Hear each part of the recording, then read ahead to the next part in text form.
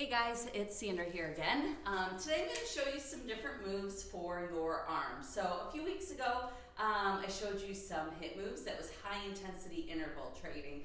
So with spring coming up around the corner, hopefully we'll have some warmer weather soon. So I wanted to show you some moves to help sculpt your arms. So we're going to work on biceps, triceps, which is kind of the back of your arm here, and shoulders. So let me show you, there's two moves that I want to show you for your biceps, and I've got my weights off to the side here. So the first is just kind of a standard bicep curl. So you're going to want your palms facing up as you curl up, and I'll show you a side view. So all you're doing is coming all the way up and all the way down. So you want a full extension of your elbow. So you're going to just kind of keep going up and down like that. Make sure your elbows stay into your sides. Don't let them swing back or forth. So if you're kind of going like that, you're using too much momentum and not using your biceps enough. Another, just kind of a variation on that is called a hammer curl. So it's the exact same move, except for instead of your palms facing up, your palms face in towards your body and you curl up. So this is what it looks like from the side. And so basically, you're just using your bicep muscles just slightly differently. So those are a couple of moves for your biceps. The next thing that I want to show you is some moves for your shoulders. So the first one is an overhead press. So what you're going to want to do with this one is kind of curl the weights up at your shoulders here, and then you're basically just going to press almost straight up. You don't want to be all the way kind of straight in line with your head. You want to be just slightly forward. And that's going to help with any pain in your shoulders. So that's a really great one for your shoulders. So generally, whatever you did with that for these next couple of moves, you're going to want something much lighter. That kind of works the top of your shoulders here, the one that I just showed you. The next two are going to be for a little bit smaller area of the shoulder, and you're also going to be keeping your arms straight, so you kind of have this longer lever that you're having to lift up, and that makes it much more challenging. So the next one for your shoulders is going to be a front raise. So you're going to keep your palms faced in for this one, and you're simply going to raise up and down. Keep your arms straight and only go up to about your shoulder. You don't need to go super high. That will kind of hurt your shoulders. You just want to go up to your shoulders. A little bit of a variation on that is going out to the sides. So basically just lifting straight up. So generally for me, I can't do as much weight going out to the sides as I can front. So just kind of play with the weight and see what feels best for you. So then the last ones that I want to show you are going to be for your triceps. So for the first one here, you're going to need just one single dumbbell. And let's see if you can see it in the video here.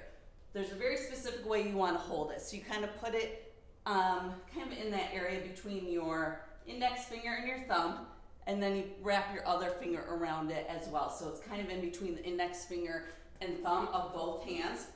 You're going to lift overhead, and you're just going to lower it down and up. Down and up. So from your shoulder to your elbow should be staying pretty stable. It's that lower part of your arm that's going up and down, and that's really going to work your tricep. The next one I want to show you is a tricep kickback. So for this one, you're going to need two weights again, and you're going to be kind of have your feet about hip width apart. Bend your knees. You're going to definitely be leaning forward. Raise your arms up, your elbows up, and then again, it's just that bottom part of your arms that's moving, and that's really going to target your triceps. So for this one too, I can feel it right now, and I only have 8-pound weights. So you don't really need a ton of weight to feel it because the triceps are a pretty small muscle group. The last move that I want to show you, I will admit, is not my favorite, and I probably don't have the best form, so I'm going to modify it because I do feel like it's challenging even when it's modified. But it's a triceps push-up. So a normal push-up, your hands would be a little bit wider than shoulder width apart. Tricep push-up, you're going to be pulling them in. So the idea is as you come down for the push-up, your arms are going to kind of go right up against your body. So you're just going to go up and down like a typical push-up, but your elbows kind of go backwards and don't let them flare out. So obviously the unmodified version is up on your toes, and I feel like I can hardly go down. So try it either way. I'll be impressed if you can do a ton regular up on your toes. So those are the moves that I have for you for your arms.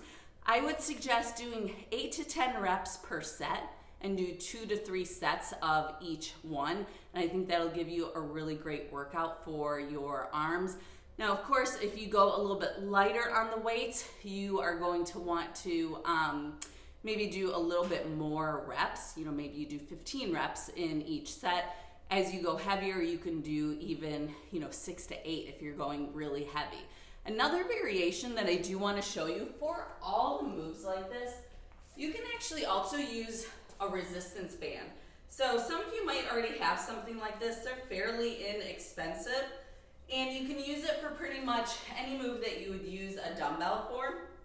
So let's say, for example, for our biceps, you can just step your feet in it, and you can pull up, and that offers a good amount of resistance.